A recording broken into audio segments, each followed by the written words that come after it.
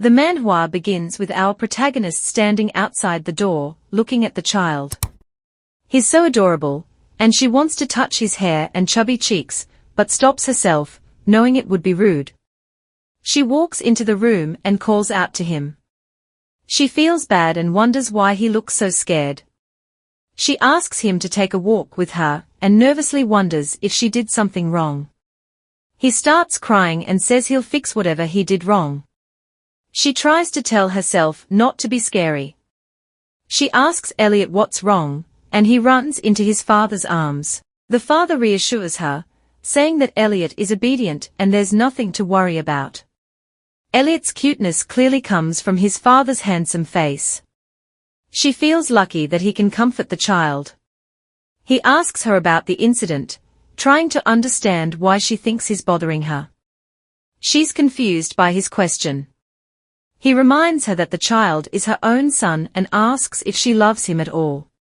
She wants to tell him she loves their son very much, but doubts he would believe her.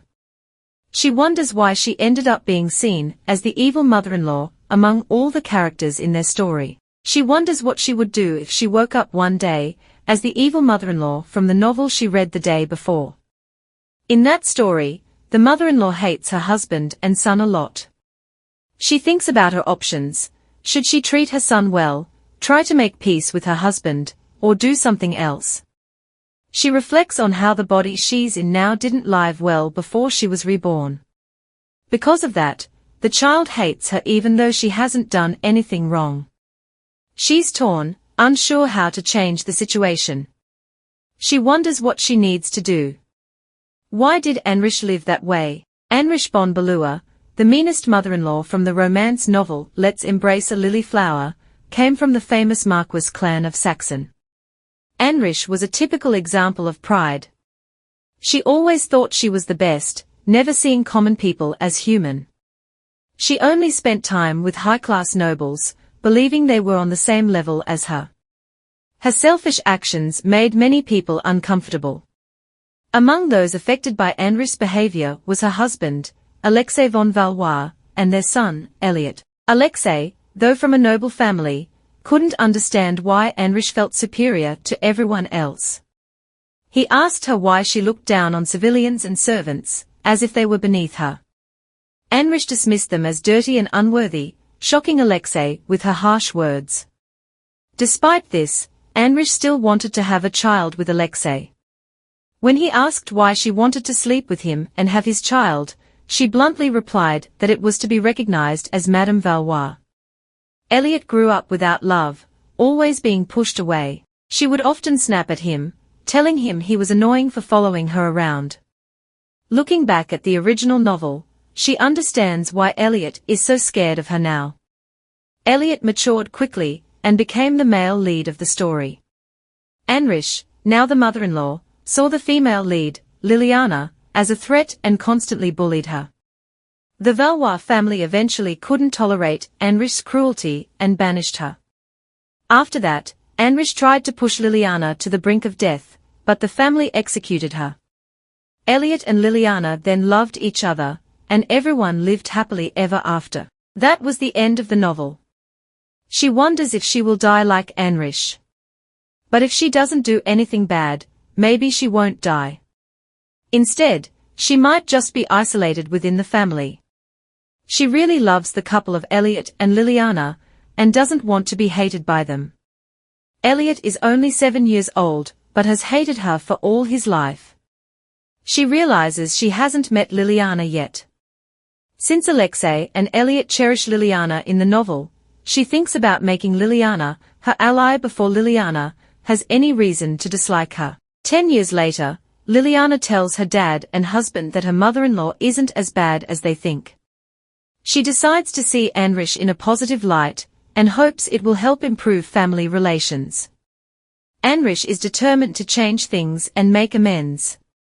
She's ready to pick Liliana up and make her first move towards a better relationship with her family.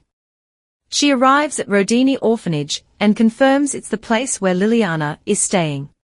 It's a small, but well-known place with a long history. Liliana, the daughter of the Count of Everett and the story's heroine, lost her parents in an accident, and was left in the care of her distant relatives, Baroness Rodini.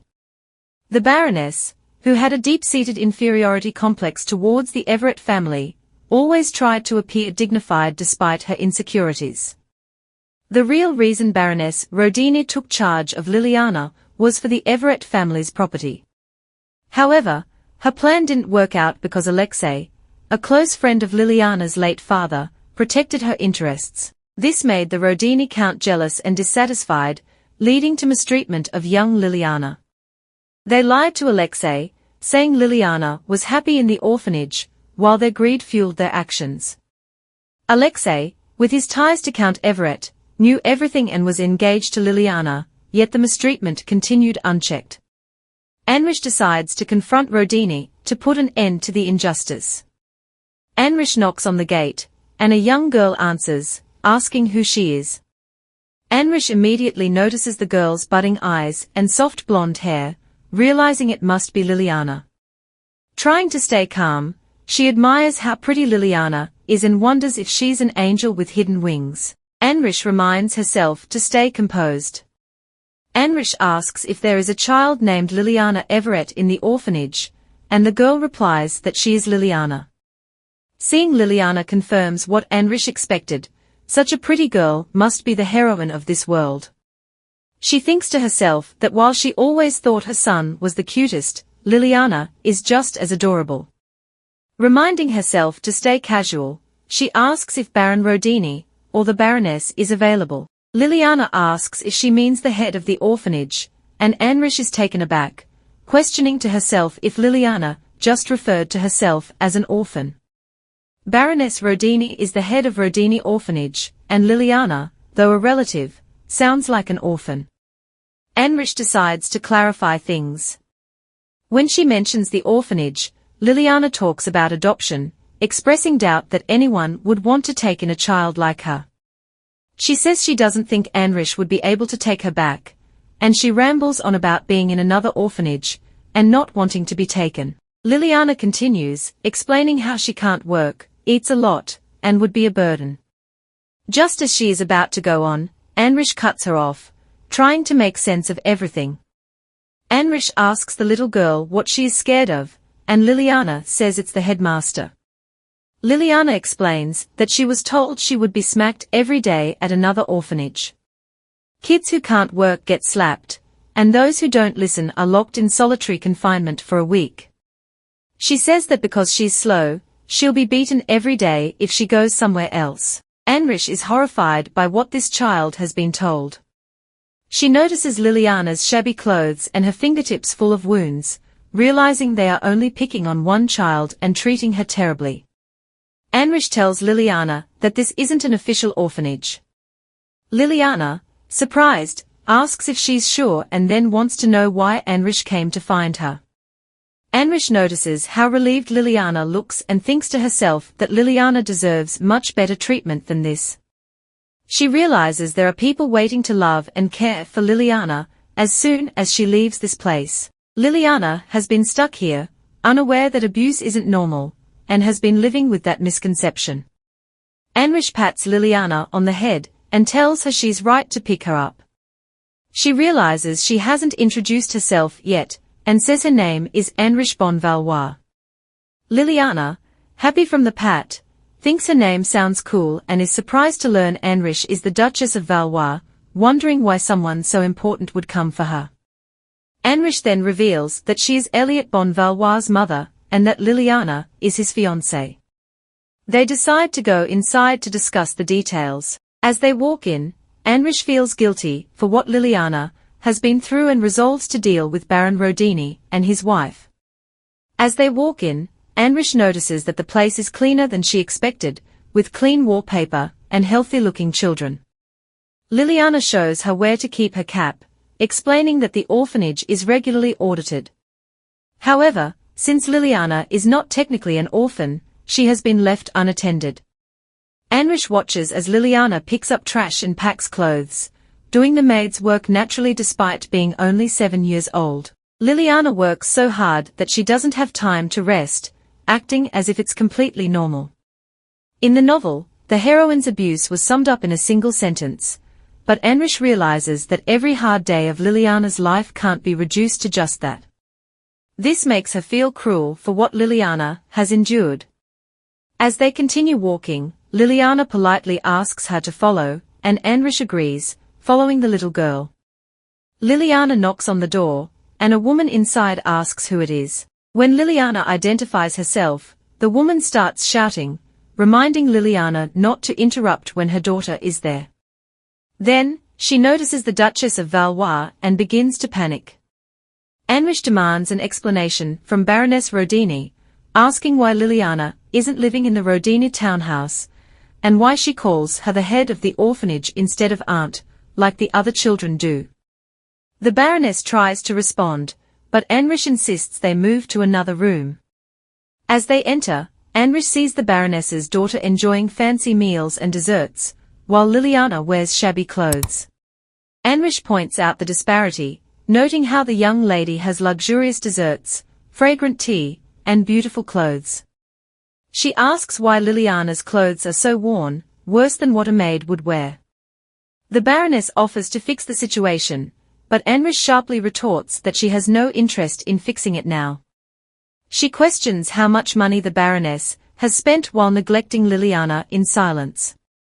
In a flashback, the Baroness recalls a conversation with Mr. Mag, who confidently assured her of his loyalty to the Duchess of Valois. The maid had mentioned their discussions and the regular reports sent to the Duke of Valois, claiming there were no problems. Presently, Baroness Rodini, "I'm taking Liliana home to raise her myself," Anrich declares. The Baroness is surprised and asks if they are relatives of Liliana. Anrich clarifies that she's going to be Liliana's mother-in-law. The Baroness seems unsure, and Anrich questions if she finds it amusing. Even after revealing her intentions, Anrich tries to hold on to Liliana.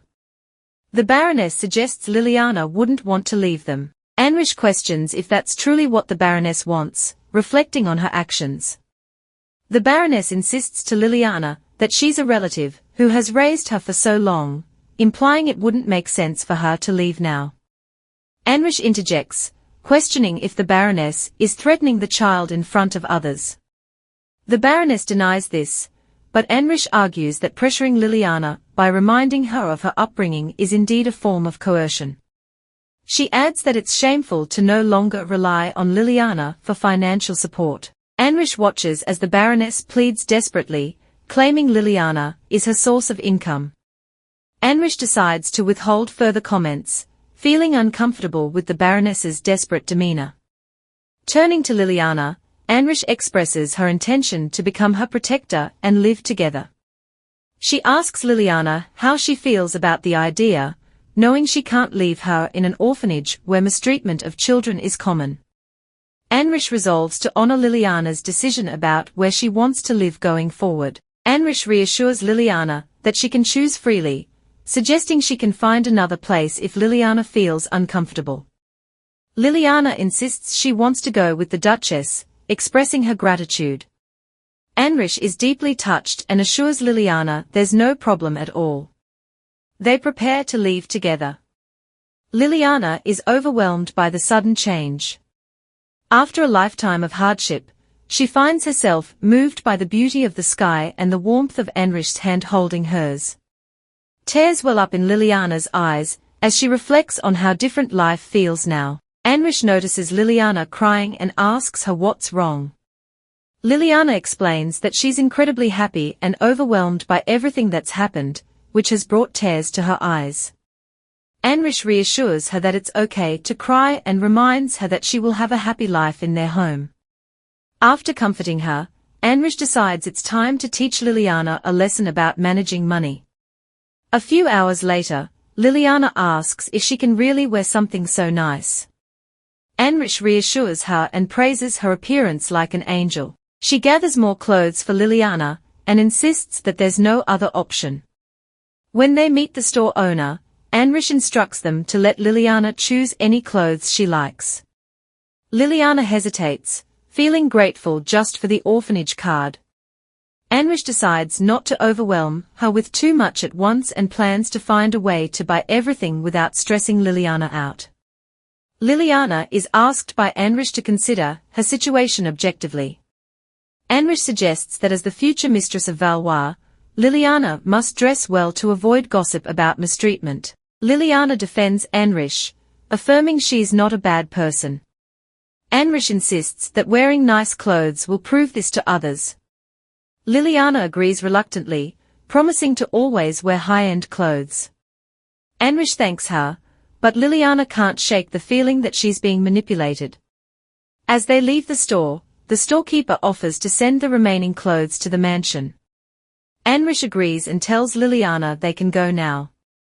3 women notice them leaving and speculate about Anrich being the Duchess Valois. They gossip about why she didn't send someone else and instead came herself. They also wonder about the child with her, noting it's the first time they've seen her.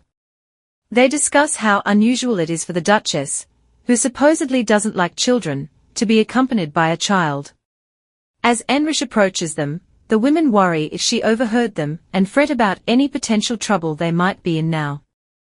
Anrich calmly mentions she's been following them. The women start to explain, but she quickly reassures them it's all right. Anrich understands why they couldn't take their eyes off Liliana, admiring her adorable appearance.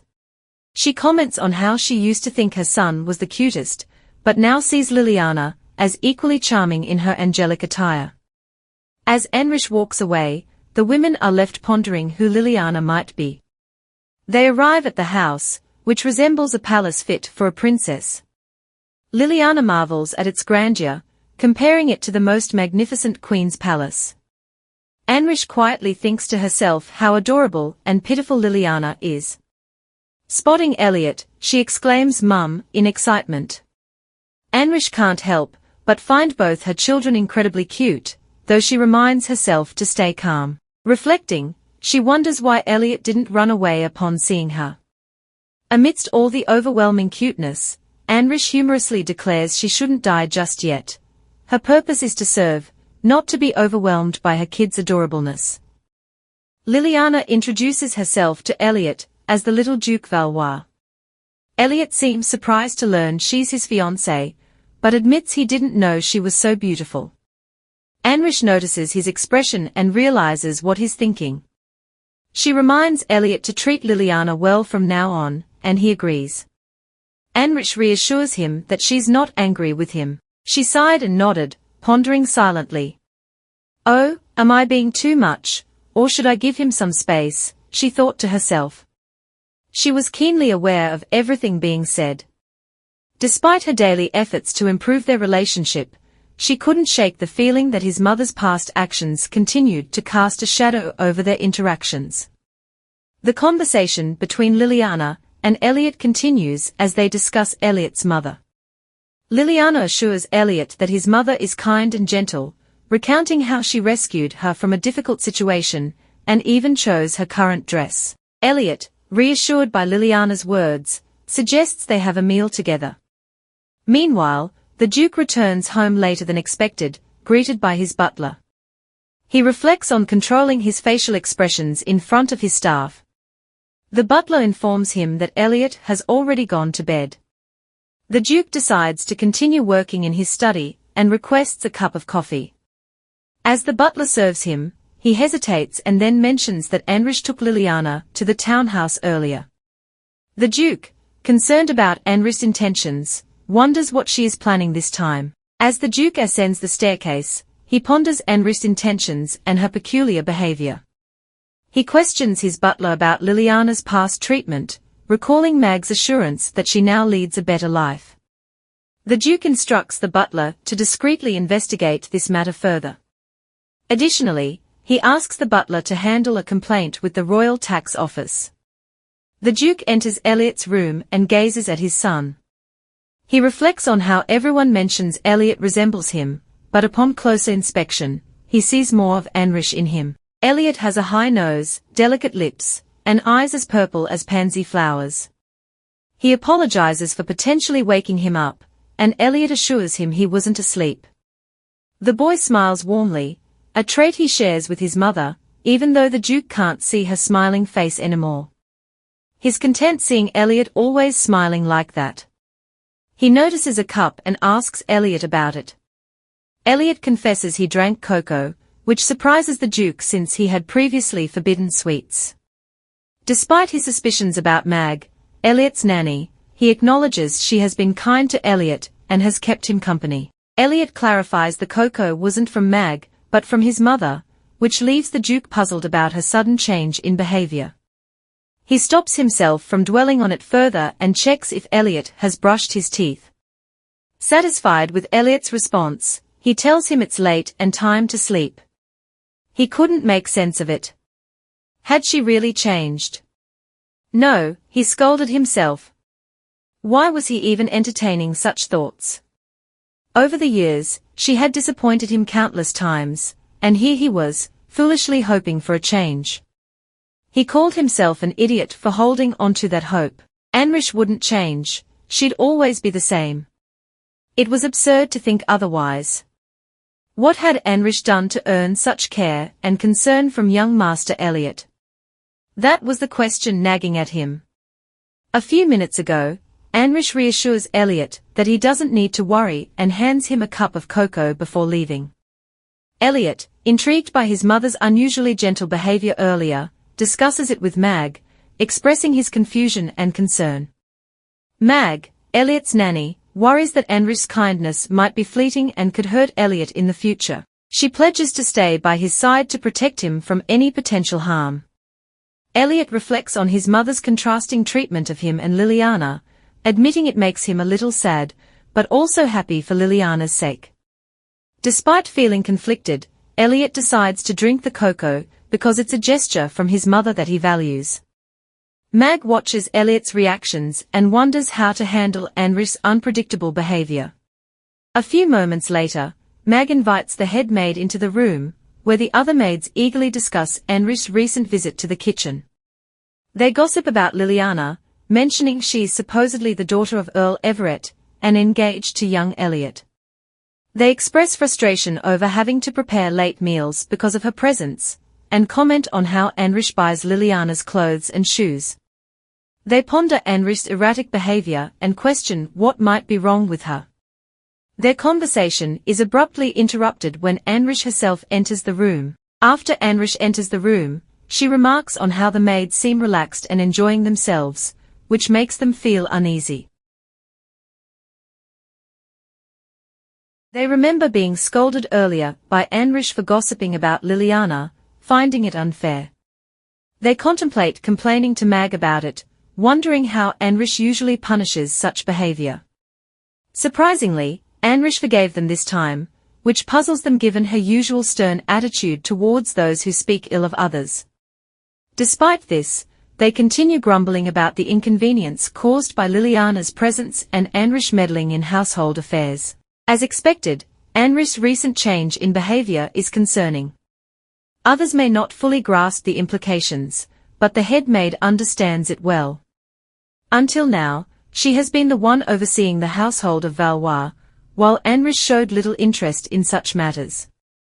If Anrich continues to involve herself in these affairs, it could jeopardize the head maid's hard-earned position and authority within the Duke's household. The head maid is lost in thought when one of the maids snaps her out of it. She reassures them everything is fine, but internally she's uneasy. She admits there's much she doesn't know about the current situation. The maids express frustration about the madam intervening in their duties, adding to their workload. The head maid promises to handle it, easing their concerns.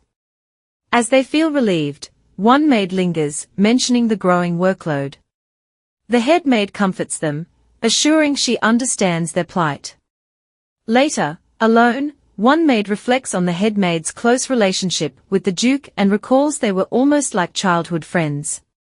Another maid agrees, but cautions against spreading such rumors. They disperse, and the maid regrets causing unnecessary worry. Meanwhile, the head maid ponders how to restore order now that Anrich is taking more interest in the mansion affairs. Anrich wakes up to find Liliana sleeping next to her, finding her adorable and feeling a warm affection. Last night, Liliana expressed her fear of being alone, prompting Anrich to suggest they sleep together. They shared a peaceful night, and Anrich found herself overwhelmed with happiness seeing Liliana sleep so peacefully. She felt grateful for the opportunity to bond with Liliana despite their past conflicts. In the morning, Anrich woke Liliana gently. They discussed breakfast, but Liliana wasn't hungry due to eating late and having cocoa before bed. Anrich then asked what Liliana wanted to do for the day, and after some hesitation, Liliana expressed her desire to be with Anrich.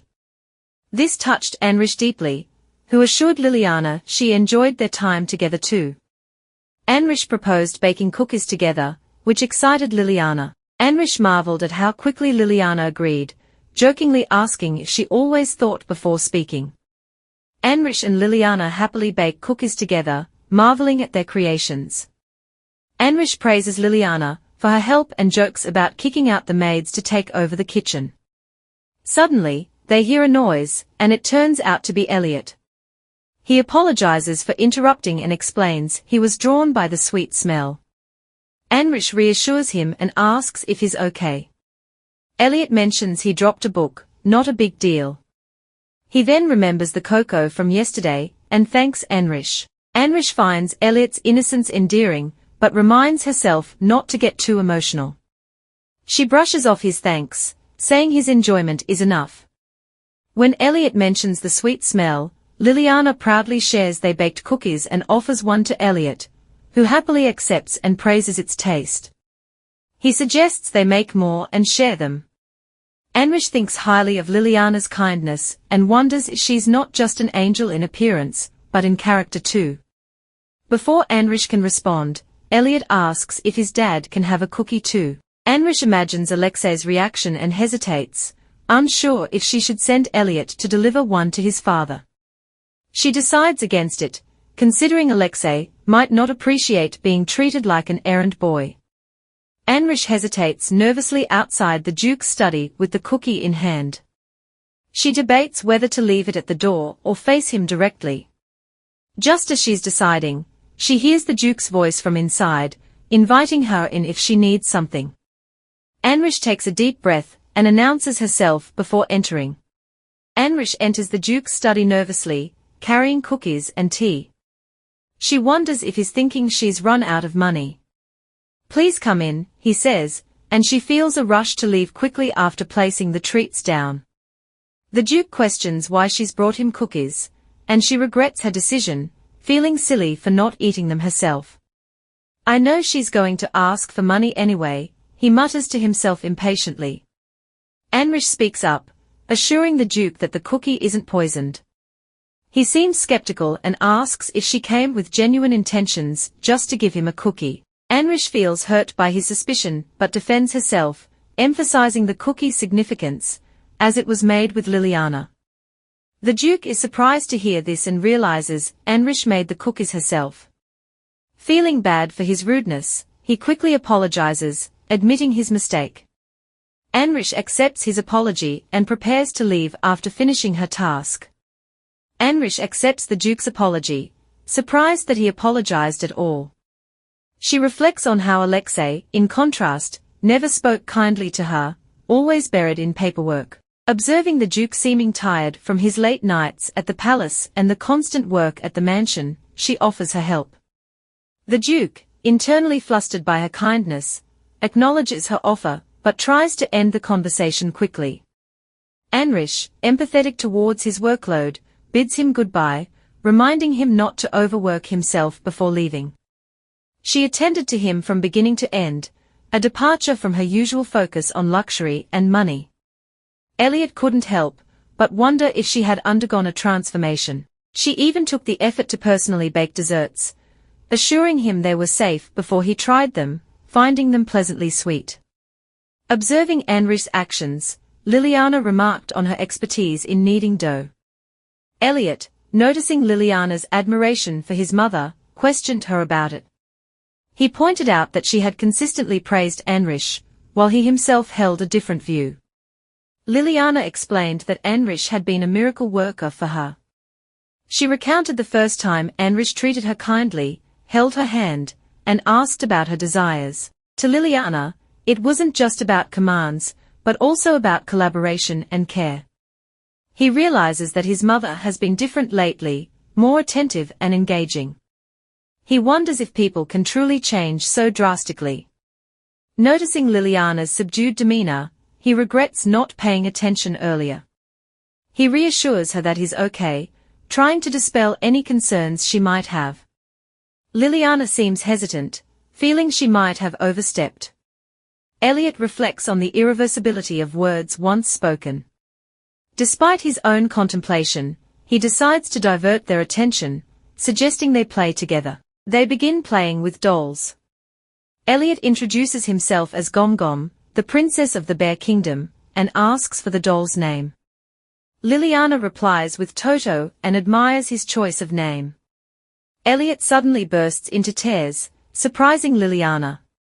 She calms him down, explaining it's the first gift she's received, a doll bought by his mother. They continue playing, and when Liliana asks if Toto is hurt, Elliot reassures her.